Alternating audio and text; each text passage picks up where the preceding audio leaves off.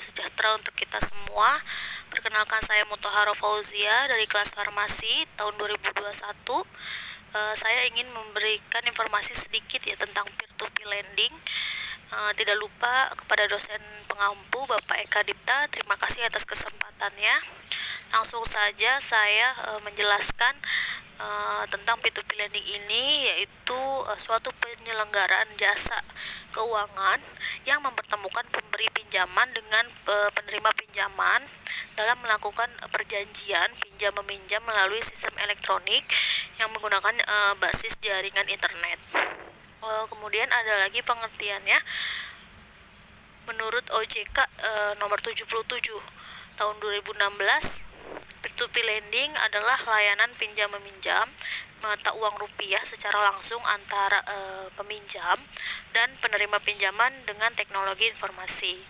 P2P lending ini sudah resmi diatur dan diawasi oleh Otoritas Jasa Keuangan lewat peraturannya di nomor 77 tahun 2016. P2P lending ini ada juga pengertiannya, yaitu instrumen pendanaan memberikan pinjaman dengan pengembalian bunga di akhir setiap bulannya. Jadi ada bunga untuk si peminjam itu di setiap bulannya. Sistem P2P lending ini berfungsi menjadi platform menyediakan proyek-proyek usaha yang untuk siap dimodali ya, untuk didanai. Usaha-usaha apa saja bisa untuk didanai oleh P2P lending ini. Kemudian keuntungan dari P2P lending ini berasal dari bunga pinjaman yang akan diajukan oleh peminjam ya, yang disetujui di awal perjanjian peminjaman sistem ini. Dan mengapa P2P lending ini dibutuhkan oleh masyarakat? Salah satunya memberikan akses pada individu UMKM yang kurang terlayani dari segi permodalan. Jadi P2P lending ini hadir untuk UMKM itu ya, yang untuk dimodali, yang ingin dimodali bisa memakai sistem P2P lending ini. Jadi semakin banyak produk yang akan dijual, semakin besar pula modal yang akan dibutuhkan oleh usaha tersebut. Dengan hadirnya P2P lending ini dapat memudahkan para pelaku usaha ya untuk mendapat bantuan modal agar bisnis mereka itu bisa berkembang maju. Di sini ada contoh perusahaan yang memakai sistem P2P lending, yaitu Asetku ya. Asetku itu adalah suatu aplikasi yang menghubungkan peminjam dengan peminjam dengan borrowers atau pendana. Jadi Asetku ini ada pada di tahun 2018 ya, sudah terdaftar di OJK pula.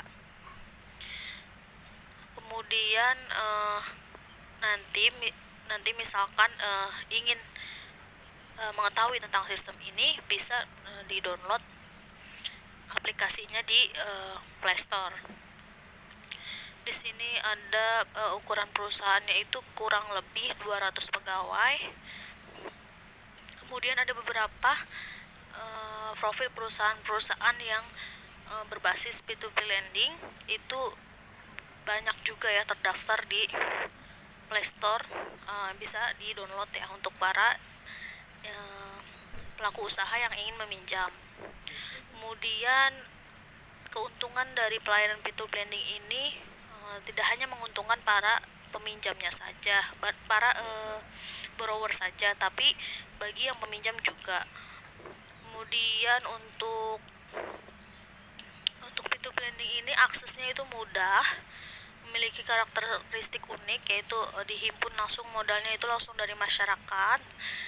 Jadi masyarakat itu bisa menentukan sendiri modal yang akan ditanamkan, tidak ada minimum modal harus dikeluarkannya dalam investasi ini berapa gitu. Kemudian untuk hukum syar'inya P2P lending ini memakai akad qard ya, atau pinjam meminjam uang yang disertai bunga. Jadi ada bunga ketika ada keterlambatan pembayaran. Ini merupakan masih bentuk riba jahiliyah ya dengan sarana teknologi. Tapi P2P lending ini untuk perusahaan-perusahaan P2P lending ada juga yang halal. Jadi tidak hanya ada sistem memakai sistem riba, tapi ada juga yang halal, yaitu P2P lending syariah ya. Jadi di dalam sistem ini dia memakai syariat Islam dalam kegiatannya, seperti ada 4 terbaik P2P lending syariah ya. Di sini ada etis, berbasis syariah, sudah terdaftar pula di OJK. Kemudian ada alami syariah, investri, terus ada amanah.id, dan lain sebagainya. Masih banyak lagi. Perusahaan-perusahaan yang memakai P2P lending ini, mereka terus-menerus mengupayakan membantu masyarakat dengan mempromosikan dan memperbarui, mengupdate sistem perusahaannya. Di sini pernahkah boleh Anda menjadi pemberi modal ya, atau menjadi vintage-nya. Di dalam vintage-nya itu di sini ada beberapa syarat ya, yaitu pemberi pinjaman itu harus seorang warga negara Indonesia. Kemudian usianya itu minimal 21 tahun. Kemudian dia seorang pekerja tetap dan berpendapatan pasti serta jelas. Kemudian perusahaan P2P lending ini menjanjikan pengembalian atau uang yang kembali itu cukup menarik dari sistem ini, kira-kira berkisar umumnya 12 hingga 36% pengembalian. Untuk tambahannya lagi, ada yang perlu digarisbawahi juga ya, ada hal yang perlu diwaspadai bagi calon pendana, yaitu kemungkinan itu dana itu akan yang didistribusikan kepada peminjam itu bisa hilang atau hangus akibat para peminjam itu gagal bayar ya dalam sistem pengembalian uang pinjaman. Jadi itu kekurangannya dari sistem P2P lending ini. Jadi sebisa mungkin peminjam itu harus lebih hati-hati ketika transaksi P2P lending ini dimulai. Kemudian ancaman lainnya kepada penyedia jasa, yaitu memberikan pinjaman itu tidak ada jaminan aset sama sekali bagi peminjam, sehingga beresiko banget untuk gagal pembayaran ya. Itu. Jadi informasinya tentang P2P lending itu intinya, kesimpulannya itu dia itu sebuah sistem sebuah sistem pinjam meminjam, dan banyak perusahaan yang memakainya. Sistem ini banyak nama perusahaan yang memakai sistem ini, diberikan kepada masyarakat, dan modalnya pun dari masyarakat juga. Digunakannya itu kepada para pengusaha ya, atau jadi untuk modal usaha UMKM kecil maupun UMKM besar, dengan sistem pengembalian berbunga gitu. Itu saja informasi dari saya. Kurang lebihnya mohon maaf.